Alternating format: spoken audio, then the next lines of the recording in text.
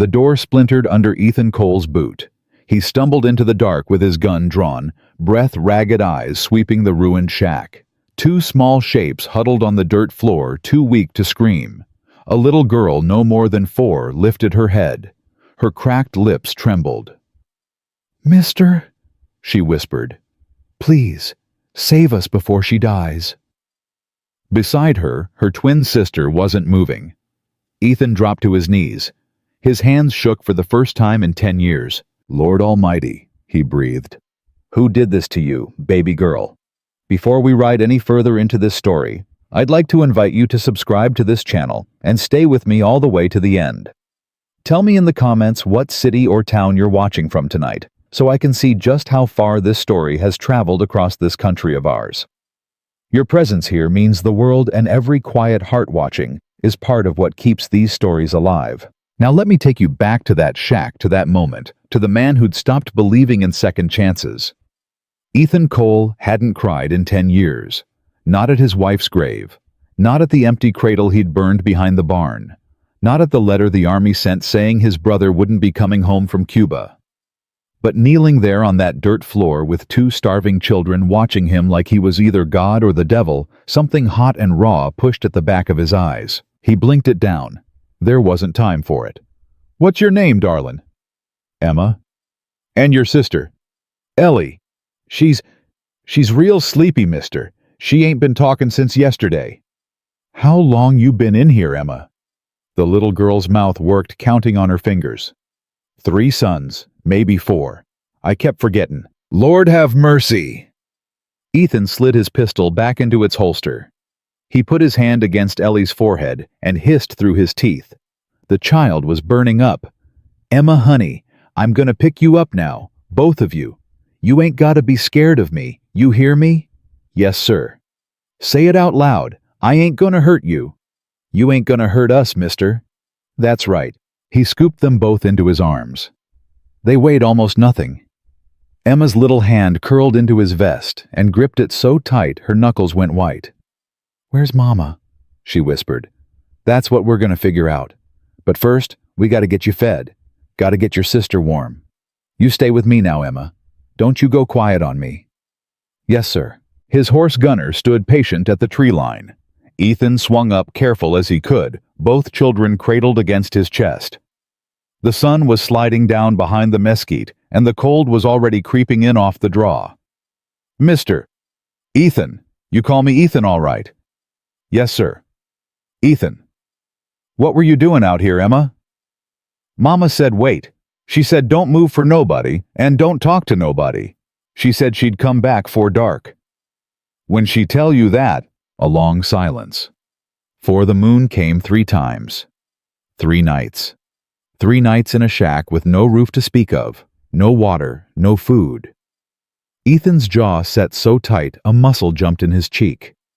"Emma," he said quietly, "you keep your eyes open. You hear me? Don't you close 'em. Tell me something. Tell me what your favorite thing in the whole world is." A pause, then soft as a prayer. "When Mama sings." "What's she sing, darlin'?" "'Bout the river. 'Bout the river and the willow tree. That's a pretty song. You sing it for me, Emma. Keep your eyes open and sing it for me all the way home."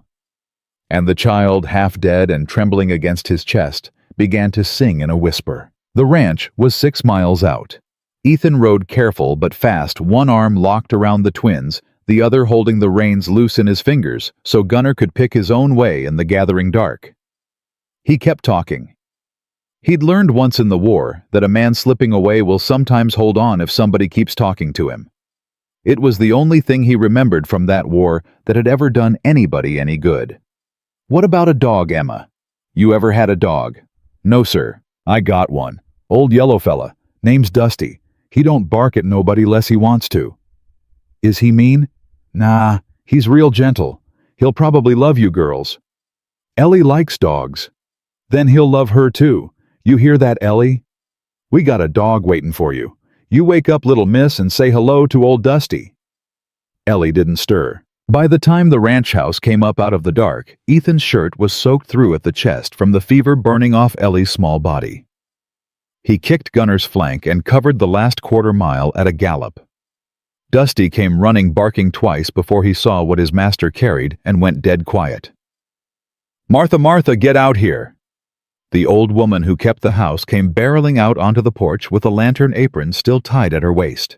She stopped dead on the top step. "Sweet Jesus in heaven! Ethan Cole, what have you done?"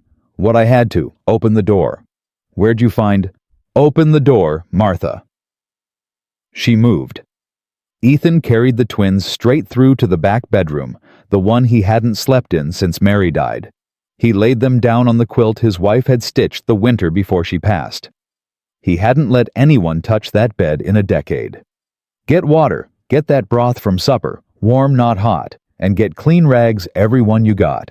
Where in God's name did they come from? The old Holloway place, in that shack behind what used to be the barn. "That place has been empty 6 years, Ethan." "Not no more." Martha crossed herself and turned for the kitchen. Ethan sat on the edge of the bed and put 2 fingers against Ellie's neck. Her pulse was there. Faint. But there. "Emma. Emma, look at me, honey." "Yes, sir." "What did your sister eat last?" "Anything at all. She ate a piece of the bread Mama left 3 days ago. She give me hers too. She said I was littler." "You're twins, ain't you?" "She's older. 6 minutes older. She says it counts." Ethan almost smiled. Almost. "It counts, darlin'. It surely counts." Martha came back with a tin cup and a stack of rags. Ethan lifted Ellie's head into the crook of his arm and pressed the rim of the cup gently against her lips. "Come on, little one. Come on now. Just a swallow for me." "Nothing. Ellie. Ellie Bennett, you drink this broth." "How'd you know our last name, Mr.?" Ethan froze. Emma's tired eyes were fixed on him sharp as a cat's. He hadn't said Bennett. He'd pulled the name out of the air, or thought he had. But it had slid off his tongue like he'd known it his whole life. And now Emma was watching him, and Martha was watching him, and something cold walked down his spine on small feet. "Lucky guess, sugar," he said. "Just a lucky guess." But it wasn't. And he knew it wasn't. He set the thought aside. He'd chase it down later. Right now there was a child dying in his arms, and a sister too scared to blink, and a fever that needed breaking before the sun came up. "Martha, you ride for Doc Harlan. Now, take the sorrel, she's faster. Tell him it's a child, and it's bad, and I'll pay him triple if he comes tonight." "Ethan?" "Now." She went. For 3 hours, Ethan sat on that bed and worked. He wet the rags and laid them across Ellie's forehead, her wrists, the soles of her feet, the way his grandmother had done for his little brother back in Tennessee when they were boys. He coaxed broth between the child's lips, a drop at a time. He held Emma's hand with his free one, because she wouldn't let go of him, not even to sleep. "Mr. Ethan." "Yes, Emma." "Is Ellie gonna die?" "No, ma'am, not tonight, not on my watch. Mama said Daddy died."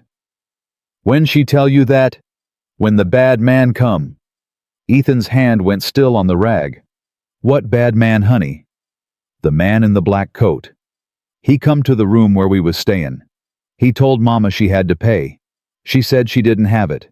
He said then she'd have to work for him. She cried all night. Next mornin', she took us out to the shack and said wait." "What did the bad man look like, Emma?" "Tall, real tall, and his hair was white on the sides, and he had a silver chain on his vest with a little horse on it." Ethan's hands began to tremble. He gripped the rag tighter to hide it. He knew that silver chain. He knew that horse. It had been worn across the vest of exactly one man in 3 counties for 15 years. Victor Hale. "Emma, listen to me. That man, the one with the chain. Did he ever hurt your mama? Did he hurt either of you?" "He hurt Mama. He made her hand shake. He said if she didn't pay the money, she'd have to—" She stopped. A child's instinct told her there were things she wasn't supposed to finish. "It's all right, darlin'," Ethan said softly. "You don't gotta say. You don't gotta say any more tonight." He leaned back. He stared at the wall. He felt something he hadn't felt in 10 years rise up in his chest like a bear coming out of a cave. Victor Hale. He'd known that name since he was a deputy, before he'd turned in his badge, before Mary had coughed blood into her handkerchief, and he'd carried her out of the doctor's office knowing what was coming. Hale had been the one who held the note on their land. Hale had been the one who doubled the interest the week Mary got sick. Hale had been the one who sent a man to the house, a man in a black coat, to say the payments had to be made on time, regardless of what was happening to a man's wife. Mary had died on a Tuesday. By Friday, Ethan had ridden into town and put that man through the front window of Hale's office. Hale himself had stood behind his desk and smiled. "Mr. Cole," he'd said, "grief takes a man in funny ways. But you'll pay for that window." Ethan had paid. He'd paid for the window, and the doctor, and the burying plot, and finally for the pine box Mary was laid out in. He'd sold the cattle. He'd sold his service pistol. He'd sold everything but the ranch, and he'd told himself standing over Mary's grave in the rain that he was done. Done with the law. Done with Hale. Done with caring what happened to anybody who wasn't already 6 feet under. And then tonight, a 4-year-old child had said silver chain and little horse, and the cave he'd been living in for 10 years cracked wide open. "Mr. Ethan." "Yeah, honey. You look funny, like you're mad." "I ain't mad at you, Emma. I ain't mad at your sister. I ain't mad at your mama. You understand?" "Yes, sir. I'm mad at the man in the black coat." She went quiet a moment. Then, "Are you going to shoot him?" Ethan closed his eyes. "Emma, darlin', a little girl ain't supposed to ask a question like that." "Sorry. Don't be sorry. Just sleep. I'm right here. I ain't going nowhere." "Promise?" "I promise." "Say it the whole way." He almost asked what she meant, and then he remembered the way children were, how they needed the exact shape of a thing to believe it.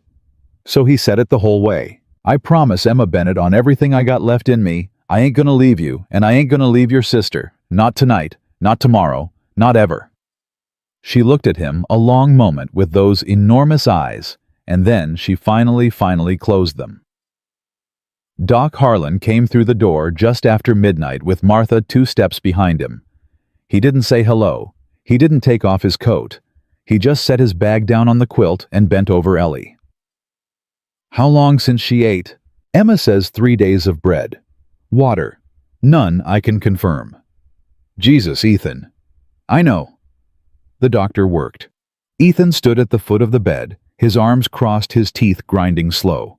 Martha stood in the doorway with her rosary. "She's gonna make it," Harlan said finally. "But it'll be close. I want her watched every hour till dawn. Broth every 20 minutes, a spoonful at a time. Water between. You got any honey?" "Martha, half a jar. A 1/4 spoon in the water. Helps 'em hold it down." "Yes, doctor." Harlan straightened up. He looked at Ethan a long time. "Ethan, who are these babies?" "I don't rightly know yet." "You found 'em. In that Holloway shack up the draw. And the mother?" "Gone. 3 nights gone." Harlan took off his spectacles and cleaned them slow on his sleeve. "Ethan, I gotta tell the sheriff." "No, you don't. It's the law." "The law in this county ain't the law, Harlan.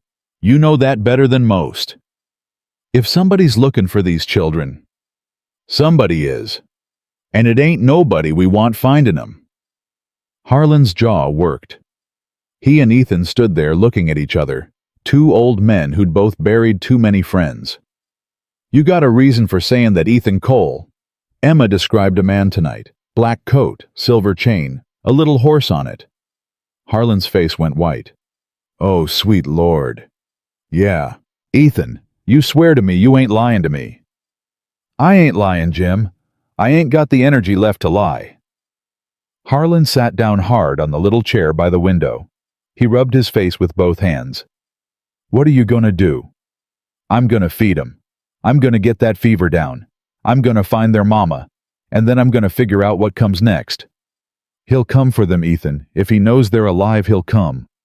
"Then he'll come, and he'll find me waitin'." Harlan looked at him a long moment. Then he nodded once slow. "I won't tell the sheriff. Not yet. But Ethan, You've been in that cave a long time. I know it. You sure you're ready to come out? Ethan looked at the bed. At the two small children, one sleeping at last, the other still fighting for each breath. At the quilt his wife had sewn with her own hands, by the light of an oil lamp, humming a song about a river and a willow tree. Lord, he thought. Mary. Mary, did you send 'em? Doc, he said, I don't reckon I got a choice. Harlan left near 3 in the morning. Martha took the first watch by the bed. Ethan walked out onto the porch and stood in the cold with his hand on the rail. Dusty came and sat at his feet and leaned into his leg the way he did when something was wrong. Ethan stared out at the dark. Somewhere out there, a woman named Sarah Bennett was either running or hiding or dead. Somewhere out there, a man with a silver chain was sitting behind a mahogany desk, and he did not yet know that 2 little girls he'd left for dead were sleeping in Ethan Cole's back bedroom. He did not yet know that the widower he'd broken 10 years ago had just been handed a reason to walk back into the world. He did not yet know. But he would. Ethan bent and scratched Dusty behind the ears. He drew a long breath of the cold night air. And for the first time since he'd laid his wife in the ground, something inside him that had been asleep a long, long time woke up stretched and opened its eyes. All right, Mary, he said softly to nobody to the dark. All right. Dawn came up slow and gray over the ranch, and Ellie still hadn't opened her eyes. Ethan sat in the chair by the bed. His hat hung on the post, his hand wrapped around Emma's small fingers. The child had fallen asleep sometime near 4, her head tucked under his arm like a wing. Martha came in quiet with a fresh cup of broth. Her fever ain't broke yet. I know it. Ethan, you ain't slept. I'll sleep when she does. Martha pressed the cup into his free hand. You drink something then. You're no good to these babies dead on your feet. He drank without tasting. His eyes never left Ellie's chest, watching each small rise and fall like a man counting coins in a bank he couldn't afford to lose. And then, just past 6 in the morning, Ellie turned her head on the pillow. Mama. Ethan was on his knees beside the bed, before the word was all the way out of her mouth. Ellie, honey, you with me? Where's Mama? You're safe, darlin'. You're safe now. I'm thirsty. Martha, water, quick. The old woman had the cup in his hand in 3 seconds flat. Ethan lifted Ellie's head gentle as he knew how and put the rim to her lips. Slow, baby, slow. She drank. She drank like a child who hadn't known water could taste that sweet. When she finished, she blinked up at him with eyes the same blue as her sister's. Are you the angel? Ethan's throat closed. No, ma'am, I ain't no angel. Emma said an angel was comin'. Your sister's right here. She's sleepin'. Ellie turned her head and saw Emma curled against his side, and her whole little face crumpled. Emma. She's all right. She's fine. She's just tuckered out. Don't leave her. I ain't leavin' neither one of you. You hear me? Yes, sir. You say my name, Ellie. You say it so I know you got it. Mr. Ethan. That's right. She closed her eyes again, but her breathing was deeper now. The fever had broken somewhere in the dark hours, and he hadn't even noticed. Ethan pressed his forehead against the edge of the quilt and stayed that way a long moment.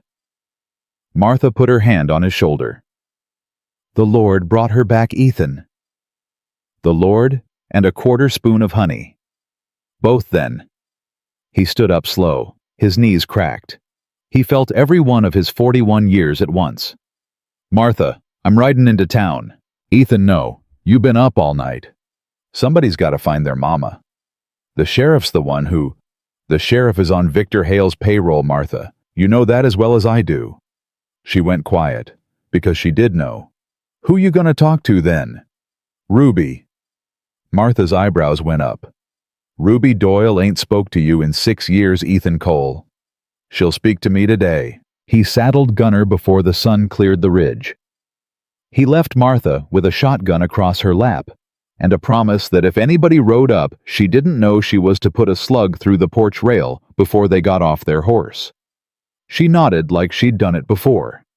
She had. Ethan rode into Red Fork a little after 9. The town was waking up slow. A wagon creaked down the main street. Two old men sat on the bench outside the feed store and watched him pass without speaking. Word would already be moving, he knew. A man who hadn't come into town in 3 months, riding in at 9 on a Tuesday, meant something was wrong, and in a town like Red Fork, what was wrong was always news. He tied Gunner at the rail outside the saloon and pushed through the swinging doors. Ruby Doyle was behind the bar wiping glasses. She looked up, saw him, and didn't blink. "Well, look what the coyotes dragged in." "Ruby, you want coffee or you want trouble?" "Both." She set a cup in front of him and poured it black. She waited. "Ruby, I need to ask you something, and I need you to tell me the truth." "When have I ever lied to you, Ethan?" "Fair point. What is it?" He leaned close. He kept his voice low. "You know a Sarah Bennett?" Ruby's hand stopped on the coffee pot. She set it down slow. "Where'd you hear that name?" "Her twin girls are in my back bedroom." Her face went white. Ruby Doyle, who'd seen cowboys shot through the chest at her own bar without flinching, went white. "Lord help us." "Where is she, Ruby?" "Ethan, you gotta walk out of here right now." "Where is she?" "You walk out. You ride home. You take them babies and you run. You run north. You run to Colorado. You don't stop." "Ruby, I mean it, Ethan Cole." "Ruby, that child nearly died last night. The other one ain't dead in 3 days. Their mama left him out at the Holloway place and she ain't come back, and I need to know why." Ruby's eyes darted to the door, then to the back room, then to the ceiling. Then she leaned in close enough that her forehead almost touched his. "She came in here 4 nights ago." "Sarah did. She had a black eye and a split lip and 2 little girls holding her skirt. She asked me for money, said she needed $10 to get the stage north." "Did you give it to her?" "I gave her 20 and a meat pie, and I told her to be at the stage office by 6 the next morning." "She wasn't there." "No, she wasn't." "What happened?" Ruby's voice dropped to almost nothing. "Hale's man found her, the one in the black coat." "Bracken." "Bracken, yeah. He found her at the boarding house. He took her upstairs. She came down 2 hours later with her hair pinned up and a new dress on, and she didn't have her children with her."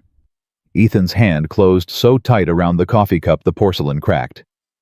"Where did he take her, Ruby?" "I don't know." "Where does Hale keep them women?" "Ethan." "Where?" "The old Pritchard place, south of here, past the creek." "How many?" "Don't ask me that."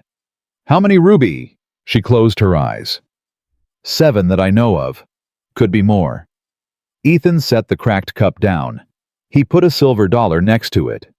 His hands were steady, now steadier than they'd been in 10 years. "Ruby, if anybody asks, I came in here for coffee and you told me to go to hell." "That's what I always tell you." "I know it." He turned to go. At the door, Ruby called after him. "Ethan?" "Yeah." "Them babies, they all right?" "They will be. You tell Emma that Ruby sent word. She'll know what that means." He stopped. He turned back. "You know Emma's name." "I know both their names. I told you. They held onto her skirt." "Ruby, why didn't you come find me?" "Because I didn't think there was nothing left of you to come find." He held her gaze a long moment. Then he tipped his hat. "There is now." He rode south out of town. He didn't go straight for the Pritchard place. A man who rode hot into a fight like that was a man already dead. Instead, he circled wide, came up along the creek bed, tied Gunner in the cottonwoods, and went the rest of the way on foot. The old Pritchard house sat sway-backed in a hollow paint, peeled to gray wood smoke, curling from the chimney, even though the morning was mild. There were 2 men on the porch. One had a shotgun across his knees. The other was cleaning a knife. Ethan watched from the tree line for the better part of an hour. He counted windows. He counted men. He noted which ones came out and which ones went in.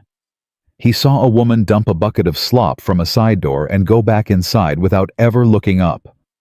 He saw a face at an upstairs window, pale, watching the road. He couldn't tell if it was Sarah. But it was a woman. A woman who didn't want to be there. He backed out of the cottonwoods the same way he'd come in. He rode home at an easy pace. He didn't look back. He didn't give anything away. A man who acted like he was scouting was a man who got killed on the way home. A man who acted like he'd been out checking a fence got home alive. He got home alive. Martha met him at the porch with the shotgun still across her arm. "Anybody come?" "Nobody." "Girls?" "Emma's been asking for you the last hour." Ellie took broth. She kept it down. He walked into the bedroom. Emma sat up on the quilt the second she saw him. She didn't smile. She just looked at him with those enormous eyes and waited. "You said you'd come back." "I said I would." "And you did." "And I did." She nodded once, very serious, as if she'd run a test on him and he'd passed. "Mr. Ethan?" "Yeah, honey." "Can I ask a question?" "You can ask anything you want." "What do I gotta do?" He sat down on the edge of the bed. "What do you gotta do for what?" "To stay. Mama said nothing's free. She said if somebody feeds you, you gotta do something for 'em. What do I gotta do?" Something cold went through Ethan Cole's chest. He took a long breath before he trusted himself to speak. "Emma, listen to me." "Yes, sir." "You ain't gotta do a single thing. You hear me? Not one." "But Mama said..." "Your mama said what she had to say to keep you alive. But she was wrong about this one. In this house, in my house, you don't gotta earn a meal. You don't gotta earn a bed. You don't gotta earn nothing. You just gotta be. You understand me, baby girl?" Her lip trembled. She nodded. "Say it, Emma." "I don't gotta do nothing." "That's right." "And Ellie don't either."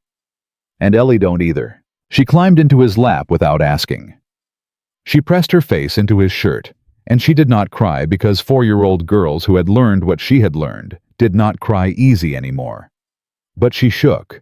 She shook like a leaf in a storm, and Ethan Cole, who had not held a child since the one his wife carried, had died inside her, wrapped his arms around this one, and held her until the shaking stopped.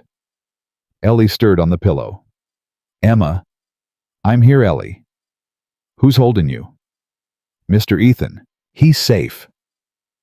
Emma lifted her head and looked Ethan dead in the eye and said the word he would remember on his deathbed. "Yes." Ellie closed her eyes and smiled and went back to sleep. For a long time nobody said anything. Then Martha cleared her throat from the doorway. "Ethan, Ryder comin'." He was up and at the window before she finished the sentence. A single horseman, moving slow coat flapping. Not fast enough to be urgent. Not slow enough to be a stranger lost. A man who knew where he was going and wanted to be seen coming. Ethan knew the silhouette before he saw the face. Bracken. "Martha, take the girls out the back, through the root cellar. You go to the draw and you stay there till I come for you, or till dark, whichever comes first. If it's dark and I ain't come, you take the mule and you go to Doc Harlan and you tell him what I told you last night." "Ethan." "Go." She went. She scooped Ellie up in the quilt and took Emma's hand, and she moved like a woman half her age. Ethan heard the back door close behind them. He heard the latch on the cellar drop. He counted to 10. Then he walked out onto the porch with his pistol in his belt and his coat open so a man could see it. Bracken reined up at the rail. He did not get off his horse. "Mr. Cole?" "Bracken." "Been a while." "Has been." "Mr. Hale sends his regards."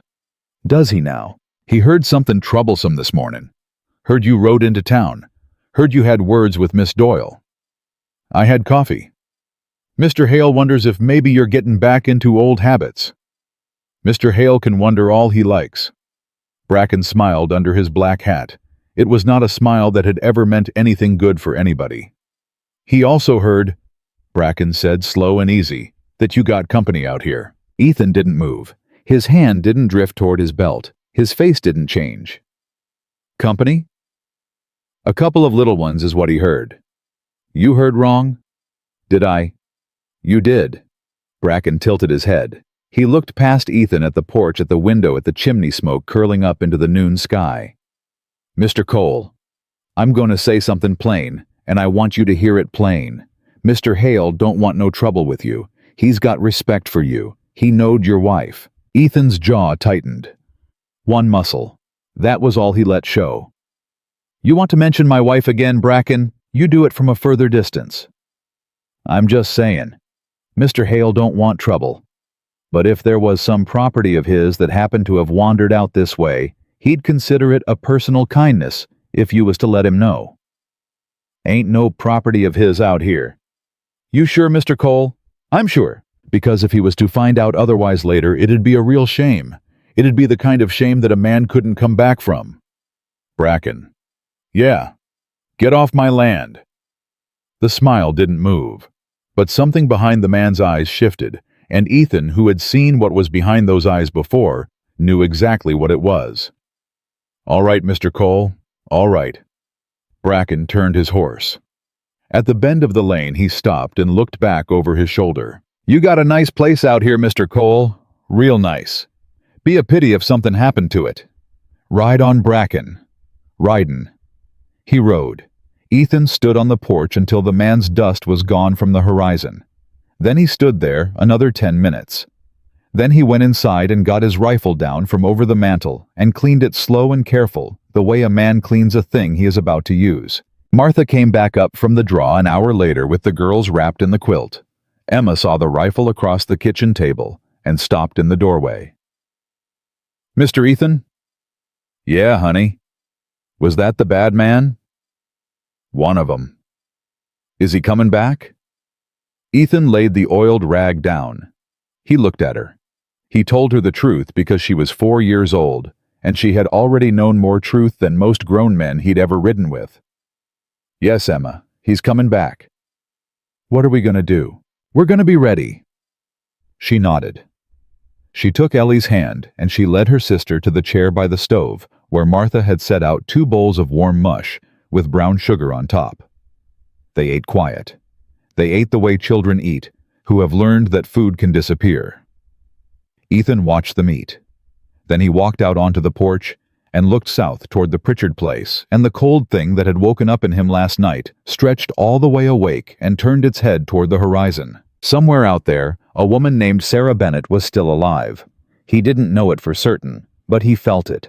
And he had 10 years of buried rage and 1 broken promise to a dead wife and 2 little girls eating sugar mush in his kitchen, and he was done waiting. He went back inside and closed the door. Night came down hard on the ranch, and Ethan did not sleep. He sat at the kitchen table with the rifle across his knees and a tin cup of coffee gone cold at his elbow. Martha kept the girls in the back bedroom with the door cracked, and every 20 minutes he could hear her voice low and steady, humming the Willow Tree song, because Emma had taught it to her. At midnight, Ellie started burning again. Martha was in the kitchen doorway before he knew she'd moved. Ethan, her fever's back. How bad? Worse than last night. He was on his feet. Get Harlan. Ethan Bracken's men are on the roads. Then take the back trail, the one through Wilson's Gap. That trail ain't been rode in 6 years. Take it anyway. Martha grabbed her shawl. At the door she stopped. What about you? I'm riding for their mama. Ethan, you can't leave these babies. If Ellie dies without seeing her mama Martha, she dies calling for her. And I ain't gonna be the man who let that happen. Martha went. Ethan walked into the bedroom, and Emma was sitting up holding her sister's hand. Mr. Ethan. Yeah, honey. She's hot again. I know it. Is she dying? No, ma'am, not tonight. You said that last night. And I was right.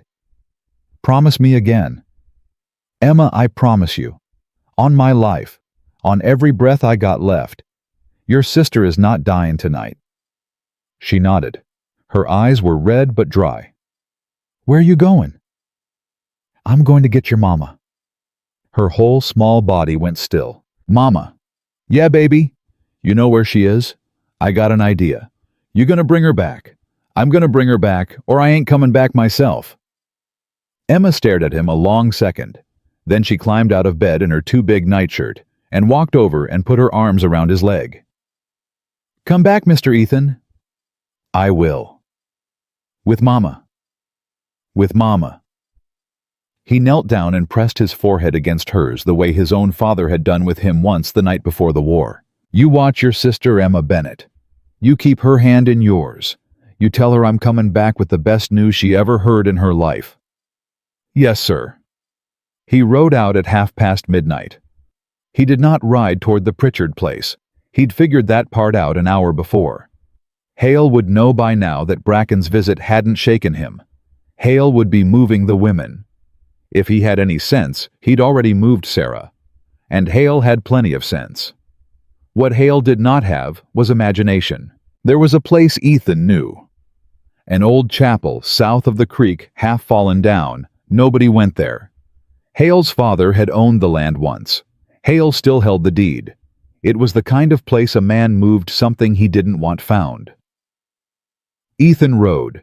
He pushed Gunner harder than he'd pushed him in 10 years. The horse understood. A good horse always does. They took the creek bed at a full gallop, water kicking up silver, and when they climbed out on the far side, Gunner didn't even blow. 2 miles from the chapel, Ethan pulled up.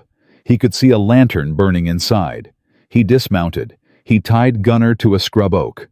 He checked the rifle. He checked the pistol. He moved forward on foot, slow, quiet, the way he'd been taught in the war by a man named Corbin, who had later died at Cold Harbor with his mouth full of dirt. He got within 30 yards of the chapel. He could hear a woman crying, "Please, please, I'm begging you. Just let me write to him. 1 letter. 1. I swear I won't say where I am." A man's voice, low, impatient. Mr. Hale said no letters. "They're 4 years old." Mr. Hale said no letters, Miss Bennett. "Are they alive? At least tell me that. Are my babies alive?" Silence. "Please. I'll do anything. I'll do anything he wants.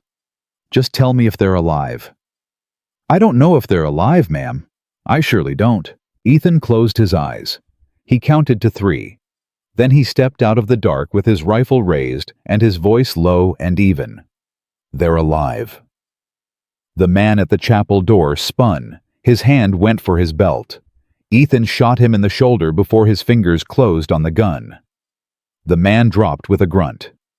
Ethan was over him in 3 strides, kicked the pistol away, pressed the rifle barrel to his collarbone. "How many inside?" "Go to hell, Cole." "How many?" "1. "Bracken." "No." "Where's Bracken?" "He went back to town." Ethan struck him across the temple with the rifle butt. The man went slack. Ethan stepped over him and pushed the chapel door open. Sarah Bennett was on her knees on the old stone floor, her wrists bound in front of her, her hair come loose around her face. When she saw him, she made a sound that wasn't a word. "Sarah." "Who are you?" "Ethan Cole. Your girls are at my ranch. Ellie's sick. We got a ride." She stared at him. Her whole face came apart. "Ellie?" "Fever. 2nd time tonight. I got Martha Harlan fetching the doctor, but Ellie's been calling for you, and I ain't leaving you here." She tried to stand. Her legs wouldn't hold her. Ethan dropped to one knee and cut the rope off her wrists with his belt knife. "Can you ride?" "I can ride to my babies." "Then ride." He lifted her. She weighed almost nothing, like the girls had weighed almost nothing, and something in that weight told him more about the last 4 nights of her life than any sheriff's report ever could. Outside, the man on the ground was starting to groan. Ethan hauled him into the chapel, bound his wrists behind his back with the same rope, and dragged him to the altar rail. He tied him to the iron. "You'll freeze 'fore morning if your friends don't find you. That's their problem." The man spat blood. "Hale's gonna burn you alive, Cole. Tell him to bring kindlin'." He put Sarah up on Gunner first, then swung up behind her. She held on to the saddle horn with both hands, and she did not speak the whole 1st mile. Then, somewhere on the far side of the creek, she made a small broken sound and said the thing Ethan had known she would say. "I left them." "You did what you had to." "I left them in that shack." "Sarah, he said he'd kill him if I didn't come. He said if I brought him, he'd sell him. He said the only way they had a chance was if I left him where nobody looked and prayed somebody found him 'fore they starved." "Somebody did." "Mr. Cole." "Ethan? Ethan, you swear to me. You swear on your mama." "My mama's dead, Sarah." "Then swear on her grave." "I swear on her grave." Emma is sittin' up in my back bedroom holding Ellie's hand. They are alive. Ellie is sick, but she will live. I swear it." Sarah Bennett bent forward over the saddle horn and wept like a woman who had not been allowed to weep in 4 days, and Ethan Cole let her, because there was nothing in the world he could have said that would have been better than letting her. They rode into the ranch yard a little after 3 in the morning. Doc Harlan's sorrel was tied at the rail. Every lamp in the house was burning. Ethan swung down, lifted Sarah down after him, and she ran. She ran barefoot across the yard, up the porch, through the door, and Ethan heard her voice break open in the back bedroom before he'd even got Gunner to the post. "Ellie, Ellie baby, Mama's here, Mama's here, Mama's here." A small cracked voice from the bed. "Mama? I'm here. I'm right here. I ain't leaving you. Not ever, baby. Mama, Emma said you was comin'." "Emma was right. Emma was right, darlin'. Mama, Mr. Ethan brung you." "I know, baby. I know he did." Ethan stood in the doorway and did not go in. Some moments a man watches, and some moments a man steps inside, and he had been a lawman long enough to know the difference. Martha touched his sleeve. "Harlan's got the fever coming down. He thinks she'll pull through the night." "Thank the Lord." "Ethan." "Yeah. Bracken's men are gonna come. I know it." "When?" "Dawn. He'll bring the sheriff. He'll try to make it look legal." "What do? We get ready." He walked out onto the porch. He watched the first gray smear of light start to show along the eastern ridge. He checked the loads in the rifle. He checked the pistol. He thought about Mary. He thought about the 10 years he'd spent sitting in that house with her quilt on the bed and her Bible on the shelf and her silence in every room. He thought about how a man could be dead and walking at the same time and not even know it. Then he heard them coming. 4 riders. Dawn still a rumor in the east. The sound of hooves on packed dirt carrying a long way in the cold. Ethan stepped to the edge of the porch. Bracken was in front. The sheriff rode on his right. 2 hired guns flanked them. And behind on a tall black horse rode Victor Hale himself, wearing the black coat and the silver chain, with the little horse his gray hair combed back under a new hat. Ethan almost smiled. He had not believed Hale would come in person. But Hale had come, and that meant Hale was scared, and a scared man made mistakes. "Mr. Cole," the sheriff's voice carrying across the yard, "we got a warrant for 2 minor children, in your possession, alleged kidnapping." "You got no warrant, Tate. You got a piece of paper Hale paid you to write. Don't make this harder than it needs to be, Ethan." "I'll make it exactly as hard as it needs to be." Hale walked his horse forward. He stopped 10 feet from the porch. "Mr. Cole, I'd hoped we could settle this as gentlemen." "I ain't a gentleman, Hale. Never was." "The children belong to their mother. Their mother is in my employ. Therefore the children are my responsibility. Their mother is in my house." Something flickered behind Hale's eyes. "I beg your pardon. Sarah Bennett is in my house, alive, awake, and talkin'." Hale did not move, but Ethan saw the hand on the reins go white at the knuckles. "You are making a mistake, Mr. Cole." "No, sir. I think you are." "The children ain't coming out." "Sheriff." Tate shifted in his saddle. He would not meet Ethan's eye. "Ethan, don't make me—" The front door opened behind Ethan. He didn't turn. He knew the sound of those small feet. "Mr. Ethan." "Emma, go back inside, honey." I heard voices. Emma, inside, now, but she was already on the porch. She came up beside him, and she put her little hand in his free one, and she looked out at the 4 men on horseback with her chin lifted. Hale saw her. And Hale smiled. "Well, hello, little miss." Emma's fingers tightened on Ethan's. "Mr. Ethan, that's him. That's the man with the chain." "I know, honey. He's the one what made Mama cry." "I know." Hale was already swinging down off his horse. "Hale, get back on that horse." "Mr. Cole, I am simply going to collect—" "Get back on that horse or I will put you on the ground." Hale's hand moved quick-practiced inside the coat. A blade came out short and bright, and he was on the porch steps before Ethan had the rifle all the way up and his free hand closed on the back of Emma's nightshirt. Emma screamed. Hale pulled her against him. The knife came up against the side of her small neck. "Drop the rifle, Mr. Cole." Ethan did not drop the rifle. "Drop it, or this child bleeds on your porch." The world went very quiet. Ethan could hear his own heart. He could hear Emma's quick, terrified breath. He could hear Sarah's voice from the back bedroom crying out, because somebody must have told her what was happening. He could hear very faintly Ellie start to cry for her sister. Hale smiled under his gray mustache. "Mr. Cole, you are a widower and a broken man, and you are not going to risk this child. Drop the rifle." Ethan looked at Emma. Emma looked back. Her small face was wet with tears, but her eyes were steady. She did something then that Ethan Cole would remember until the day they put him in the ground. She looked him dead in the eye, and she gave him the smallest nod a child ever gave a grown man. Like she knew. Like she'd known since the shack. Like she trusted him. Ethan pulled the trigger. The shot cracked the dawn open. Hale's head snapped back. The knife fell first. Then the man. Emma dropped to the porch boards, and Ethan had her scooped up in his arm before Hale's body finished going down, and the rifle was already swinging toward the sheriff. "Hands, Tate." "Ethan." "Hands." Tate raised his hands. The two hired guns were already turning their horses. Ethan put a shot over the head of the nearest one, and the man flat out ran. The other went after him. Bracken sat frozen on his horse with his hand halfway to his coat. "Bracken, you even breathe, I put you next to him." Bracken did not breathe. Sarah came out of the house then, barefoot, her hair wild. She saw Hale on the ground. She saw Emma in Ethan's arm. She saw the blood. And she did something Ethan did not expect. She walked past all of it. Right past Hale's body. Right past the sheriff.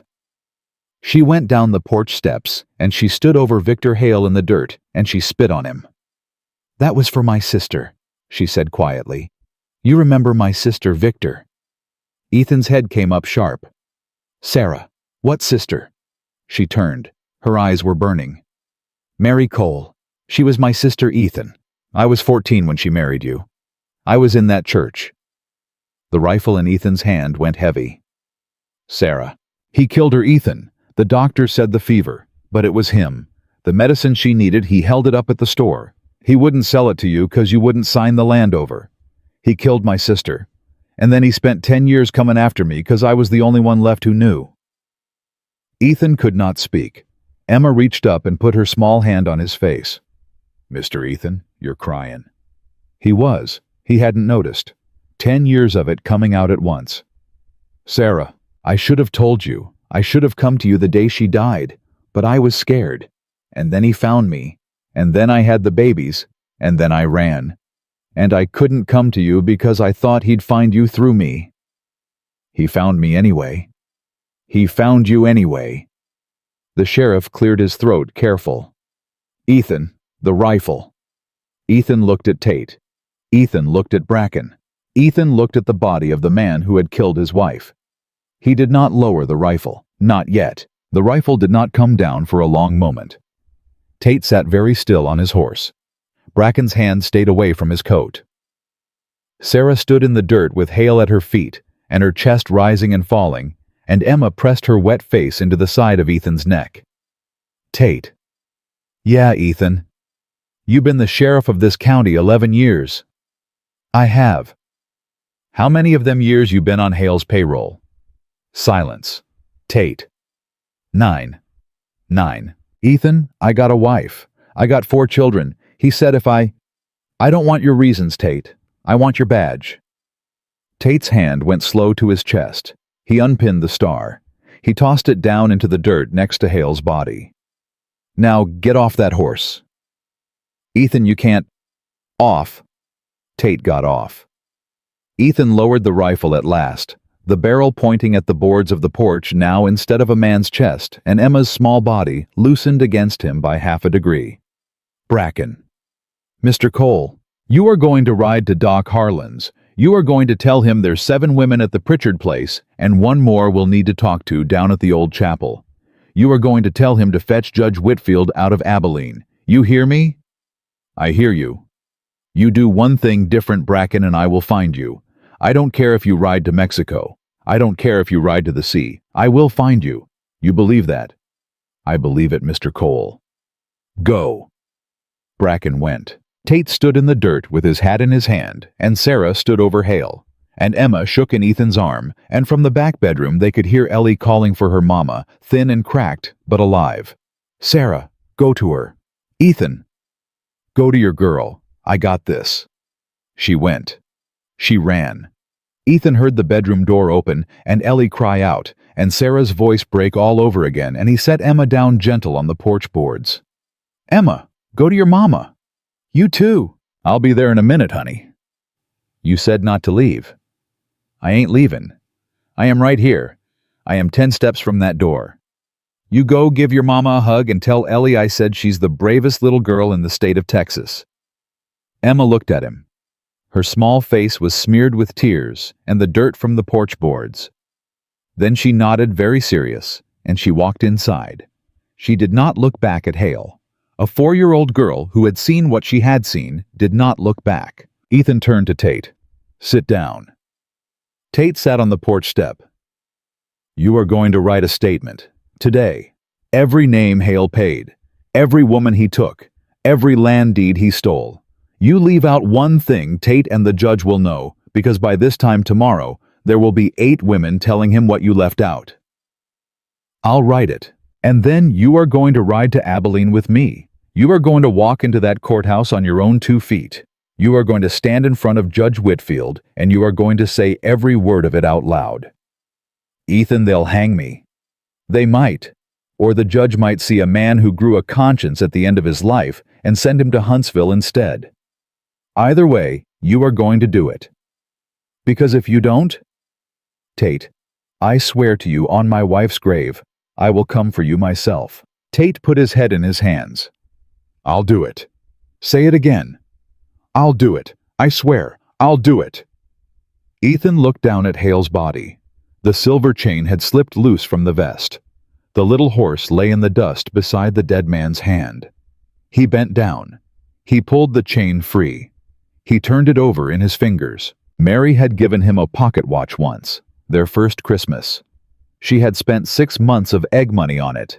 She had pressed it into his hand and laughed and said a lawman ought to know what time it was. Hale had taken that watch off his desk the day Ethan sold the last of his cattle to pay for the burying plot. Hale had taken it and put it in his own pocket and smiled. Ethan had never seen it again. He put the chain with the little horse in his coat pocket. He did not put it on. Then he walked into the house. Sarah was on the bed with both girls in her arms. Ellie's small hand was in her mother's hair. Emma was curled up against Sarah's other side with her thumb in her mouth like a child half her age. Martha stood in the corner with a hand over her mouth, crying quiet. Ethan did not go to the bed. He stood in the doorway. Sarah looked up. Ethan? Yeah. Come here. He did not move. Ethan Cole. Come here. He came. He knelt down by the bed. Sarah reached out and took his hand.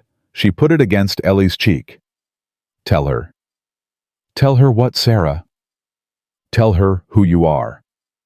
Ethan did not understand at first, and then he did.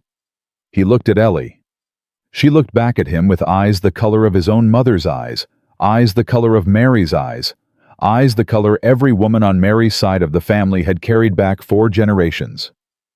Lord, they're your nieces, Ethan, Mary's nieces. My babies carry her blood. Sarah, I should have told you last night. Sarah, it wouldn't have changed a thing, not one thing. It changes this much. They ain't just 2 girls you found. They are the last piece of my sister that's walking in this world. Ethan Cole bent his head over the small hand of a 4-year-old child, and for the second time in one night, he cried without trying to stop himself. Emma reached up and patted his hair. Don't cry, Mr. Ethan. I ain't crying, honey. Yes, you are. Maybe a little. Is it because of Mama? It's because of a lot of things, Emma. It's because of a lot of good things. Good things make you cry. Sometimes the good ones make you cry worst of all, darlin'. She considered that with the gravity only a small child could give a thing. That's okay, she said at last. Doc Harlan rode in an hour after sunup. He looked at Hale on the ground. He looked at Tate on the porch. He looked at Ethan in the doorway. Jesus, Ethan. I know. Sheriff's dead. Sheriff's sitting right there. Hale's dead. You done it. I done it. Reason? He had a knife on Emma. That's reason enough for any jury in Texas? I hope so. Ethan. Yeah, Doc. The judge is on his way. Bracken rode into my place like his horse was on fire. The judge was already on circuit in Abilene. He'll be here by supper. Good. And the women, at the Pritchard place? Yeah. Ethan, they're gone. The house was empty when I got there. Ethan's head came up sharp. Empty. Cleaned out. Fire still warm in the stove. They got moved in the night. How many men? Neighbors said 4 wagons come and go before dawn. Sarah's voice came from the bed. Colorado City. Ethan turned. What? He moves them to Colorado City when there's trouble. He has a place there. A boarding house. He calls it the Fairmont. You sure? I heard him tell Bracken, twice. He thought I was asleep. Ethan? Harlan stepped closer. You can't ride to Colorado City. You got a child in that bed who almost died twice in 48 hours. I ain't riding. The judge is. The judge? Judge Whitfield hates Hale worse than I do. Hale blocked him from the bench for 2 years. Whitfield will hear what Tate's got to say, and he will send federal marshals up to Colorado City by noon tomorrow. You sure of that? I've been sure of that for 10 years. I just never had a reason to ask. Harlan nodded. He went in and looked at Ellie. He looked at her a long time. Then he came back out and put his hand on Ethan's shoulder. That child is gonna live, Ethan. Thank you, Jim. She's gonna live, and she's gonna grow up, and she is gonna grow up knowing the man who carried her out of that shack. Ethan did not trust himself to answer. The judge arrived at sundown. Whitfield was a small, pinched old man with a white beard and a black coat, and eyes like 2 flint chips set into his face. He stepped off his horse in the yard, and he looked at Hale still covered with an old wagon blanket, and he did something nobody in the county had ever seen Judge Whitfield do. He smiled. Well, he said quietly. Well, well, well. Judge. Mr. Cole. I killed him. I can see that you did. He had a knife on a child. I'm aware. I'll stand trial. Mr. Cole, you will stand nothing of the sort. Judge, I have been waiting for somebody to put that man in the dirt for 22 years. If there is a jury in this state that would convict you, I will eat my own hat at the defense table. Where is Sheriff Tate? On the porch. Mr. Tate. Yes, Judge. Stand up, sir. Tate stood. You are under arrest for corruption of office conspiracy and accessory to the kidnapping of minor children. You will come with me to Abilene. If you cooperate, I will recommend life in Huntsville instead of the rope. Do you understand? Yes, Judge. Good.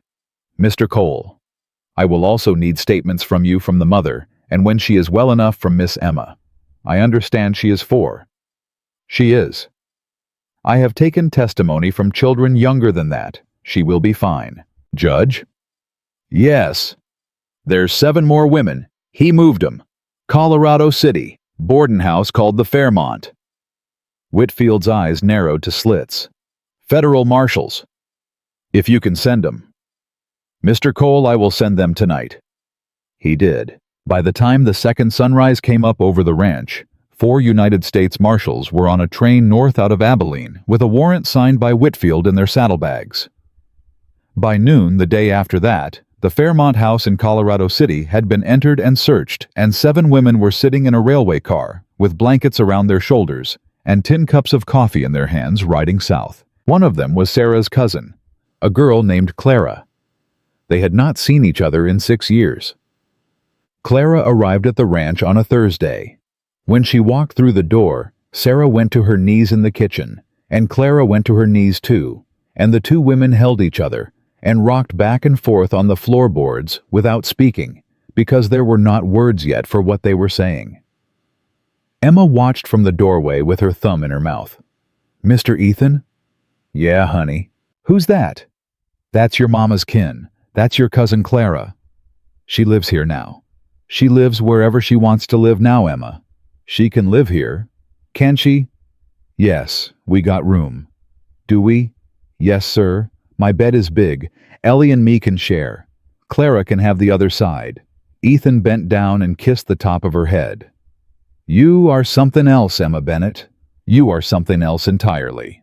The trial was set for the first Monday in November. Sarah gave her statement first. She sat in a high-backed chair in the Abilene courthouse, her hair pinned up, her hands folded in her lap, and she spoke for 4 hours without stopping. She named names. She named dates. She named the room in the back of the boarding house with the white door. She named the women who had been there before her. She named the ones who had not come out. When she was done, the gallery was silent. Judge Whitfield cleared his throat. "Miss Bennett." "Yes, Your Honor." "Thank you." She nodded once. She stepped down. Clara went next. Then a woman named Rose. Then a woman named Mercy. Then a girl of 17 from San Antonio, whose mother had been looking for her for 2 years. Then an old woman who spoke only Spanish and wept through an interpreter, and whose name Hale had never even bothered to learn. By the end of the week, 31 indictments had come down against men across 3 counties. Bankers, lawyers, a deputy marshal in Fort Stockton, the mayor of Red Fork. Tate had given up every one of them because Tate was a coward, and because when a coward finally tells the truth, he tells all of it at once.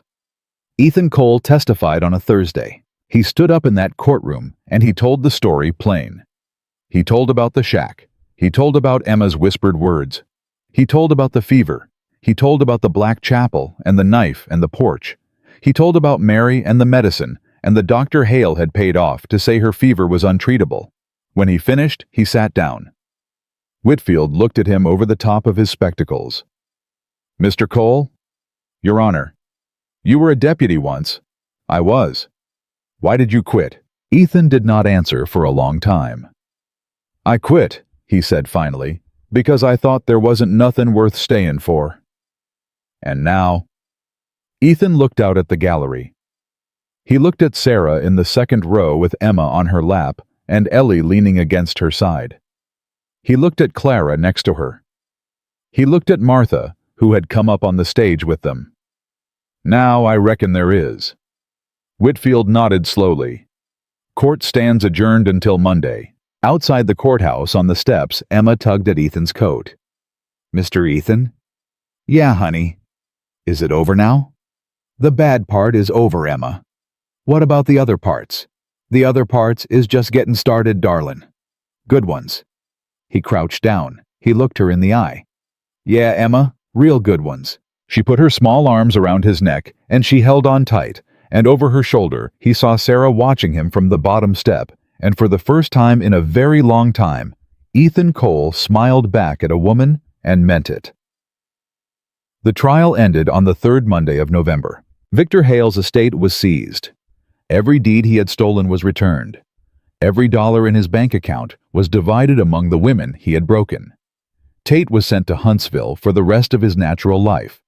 Bracken, who had tried to run for Mexico after all, was caught outside San Antonio by a federal marshal with a long memory and shipped back in irons. 12 other men went to prison. 3 were hanged. The mayor of Red Fork shot himself the night before the verdict. Ethan Cole did not go to the hanging. He had seen enough dying. He came home instead. Home now was a word that meant something different than it had meant a month before. Home was a ranch house with 4 lamps burning in the windows instead of 1. Home was Martha in the kitchen, teaching Clara how to roll out biscuit dough. Home was Dusty, asleep on the porch, with Ellie's small hand on his yellow head. Home was Emma, sitting cross-legged on the floor, with a slate across her knees, writing her letters for the first time in her life. Home was Sarah at the window waiting for him. "You came back." "I said I would." "It's been 3 days, Ethan." "Abilene takes 3 days." "I know. I was countin'." He hung his hat. He hung his coat. He bent and kissed the tops of the girls' heads, one, then the other. Ellie barely looked up from the dog. Emma grabbed his hand and pulled him down to the floor next to her. "Look. Look, Mr. Ethan." "What am I looking at, honey?" "My name. I wrote my name." "You surely did." Ellie wrote hers too, but she spelled it with 2 L's, 'cause Mama said that was right. "Your mama's a smart woman." "I know it." Sarah laughed from the window, soft and broken and real. That night, after the girls were asleep, Ethan and Sarah stood on the porch under a sky so full of stars they looked piled on top of each other. "Ethan?" "Yeah." "I can't stay." He did not speak for a long moment. "Why not?" "Because you are a kind man, and you are taking us in because my babies are your kin, and that is not a reason to build a life on." "Sarah, let me finish." "All right. I have been somebody's trouble for 4 years. I have been Victor Hale's trouble. I have been my sister's trouble, for she died. I have been my baby's trouble the day I left him in that shack. I will not be your trouble too, Ethan Cole, not out of pity, not out of duty, not out of Mary." He was quiet a long time. "Sarah Bennett." "Yeah." "Look at me." She looked. "I did not ride to that chapel out of duty." "Ethan, I did not carry your child out of that shack out of Mary. You didn't know she was Mary's niece. That is exactly my point." She went still. "I rode out that first night because a 4-year-old child whispered, 'Please save us in the dark,' and there was something left in me that would not let that stand. I rode to the chapel because I heard a woman crying that I had never met, and I could not bear it. I put my rifle up against Victor Hale because I would have done it for any child on any porch in this county. Mary didn't put me there. Kin didn't put me there. Then what did you did, Sarah? You and them girls. You 3 put me there. You 3 put me back in the world." Her eyes filled. "Ethan, I am not taking you in. I am asking you to stay. I can't accept that out of what, Sarah? Say it. Out of a man fixin' what he thinks he owes my sister's memory. I owe Mary's memory one thing. I owe her memory the truth that I did not die with her. I've been dying with her for 10 years. You and them girls stop that. That ain't a debt. That is a gift. And I am not letting that gift right out of my yard because you are too proud to take a roof. I ain't proud. You are the proudest woman I ever met, Sarah Bennett. And I thank the good Lord for it. But I am asking you plain, stay." She did not answer. "Sarah, I'm thinking." "Take your time." She took her time, a long time. The wind moved through the cottonwoods. Then she said, very quiet, "As what, Ethan? As what do I stay?" "As whatever you want, Sarah. As a woman who raises her daughters under my roof. As a sister I never had. As a friend. As a neighbor if you want to build on the South 40. As my wife if one day you think there is a world in which I could earn that. Any of it. All of it. None of it. Just stay." She turned her face away. Her shoulders shook once. "Ethan." "Yeah?" "I ain't ready for the last one. I ain't asking you to be ready tonight. I don't know if I ever will be." "Then you won't, and I will still want you here. You're a hard man to argue with." "So I've been told." She turned back. She took his hand. She did not lift it to her face, or press it to her heart, or any such thing. She just held it standing there next to him on the porch, looking out at the dark. "We'll stay, Ethan. The girls and me. We'll stay." "Thank you, Sarah. Don't thank me yet." "I thank you already." The first snow came in December. Emma and Ellie had never seen snow. Ethan carried them outside in their nightgowns with quilts around their shoulders, and they stood in the yard with their mouths open to the sky, catching flakes on their tongues. Ellie laughed. It was the first time Ethan had ever heard her laugh out loud. The sound went through his chest like sunlight through water. "Mr. Ethan." "Yeah, Ellie." "It's cold." "I know it. I like it." "I'm glad, honey." Sarah stood on the porch with her arms wrapped around herself, watching. "You're gonna give 'em pneumonia." 2 minutes. Then inside. "I swear." 2 minutes. Ellie reached up and put her small cold hand in his. And she said, casual as anything the word Ethan Cole had not thought he would ever hear aimed at him in this life. "Daddy." He stopped breathing. Emma looked up from the snow. "Ellie, you said it." "I said it. Mama said we could if we wanted." "I want to." "Me too." Ethan looked at Sarah on the porch. Sarah had her hand over her mouth. He knelt down in the snow. He took both of their small hands in his. "You girls don't have to call me that. You can call me Ethan. You can call me Mr. Ethan. You can call me anything you want." "But we want to call you Daddy," Emma said. "Mama said our real daddy died 'fore we was born, and you are the one who came and got us."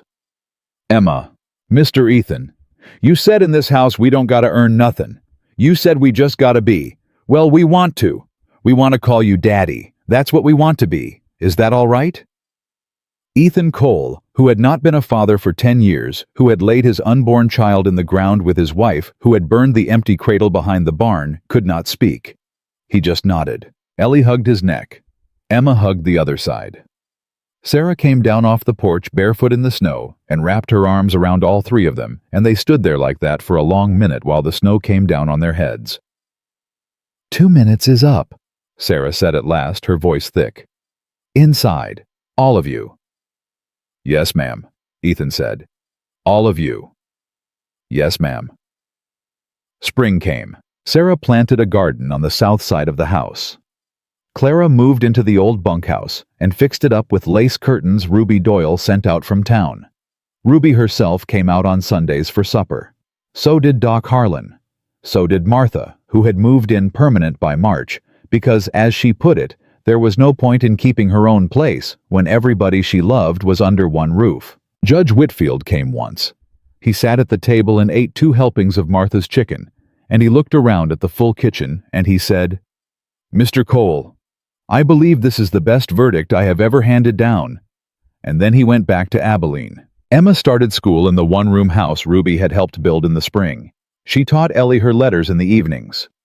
Ellie, who had almost died twice, grew strong and round and pink-cheeked, and ran faster than any boy her age in 3 counties. And Sarah. Sarah healed slow the way a person heals when they have not been allowed to heal for a long time. She laughed some days. She cried other days. She woke in the night some nights calling for Ellie, and Ethan would hear her, and he would sit outside her bedroom door until she went back to sleep, and he would never say a word about it in the morning, because he had learned long ago what a person needs from the one who loves them at 3 in the morning. And it is not words. On a Sunday in June, 8 months after the trial, Sarah Bennett walked out onto the porch where Ethan was mending a bridle, and she said, "Ethan." "Yeah."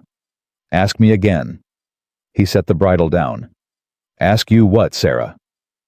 "What you asked me on the porch that night." He stood up slow.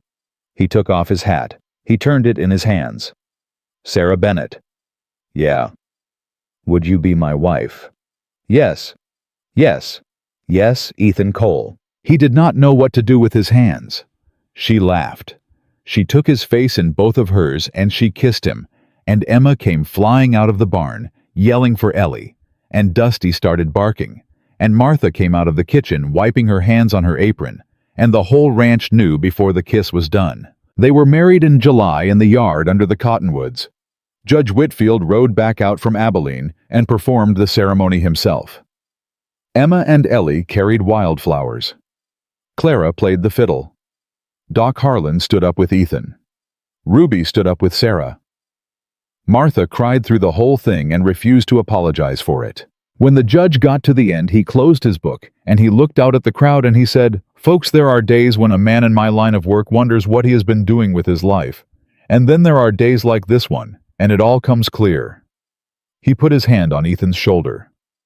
Mr. Cole, Your Honor, go kiss your wife. Ethan kissed his wife.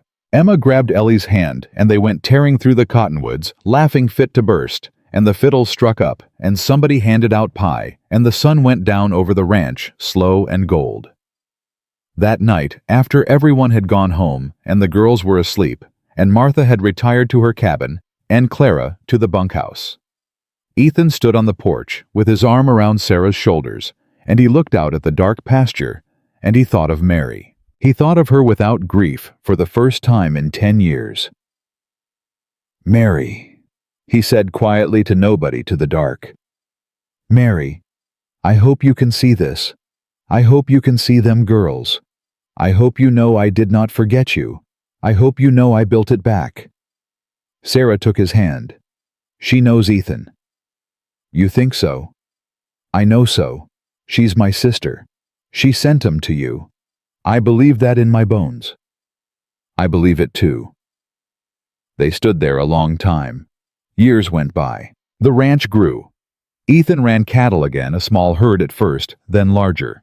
Emma and Ellie grew tall and smart and brave. Emma became a schoolteacher.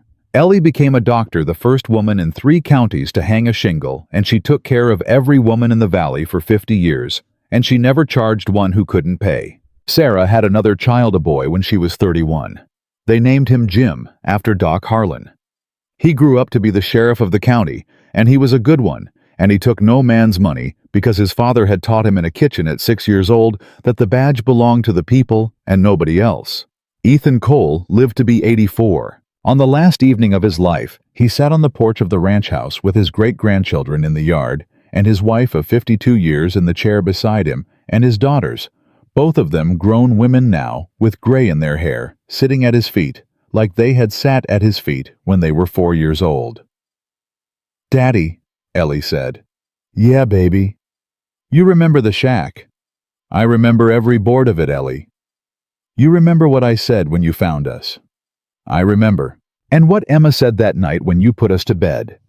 Tell me again. I want to hear it from you. Emma took his hand. Her own hand was not small anymore. It was the hand of a 56-year-old woman, but he held it the same way he had held it that first night. I said you were safe, Emma said. You did. You were Daddy. So were you, baby. So were you. He died in his sleep that night with his wife beside him and his daughters in the next room and his boy riding in from town at first light to say goodbye. They buried him on the ridge above the ranch next to the grave he had dug for Mary 50-some years before, and on the stone they did not write his name or his dates. They wrote only the words Sarah chose, the words she had carried in her heart from the first night she met him, the words the children had whispered in the dirt when they could barely speak. He came back for us, and he had. He did. And in saving 2 little girls in a broken shack on a cold Texas night, Ethan Cole did not just change their lives. He saved his own, he built a family out of the ruins of his grief, and he proved once and for all that no matter how long a good man has been lost in the dark, the moment he hears a child whisper for help is the moment he finds his way home. That is the truth of it. That is the whole of it. And that is how it ended exactly the way it was always meant to end.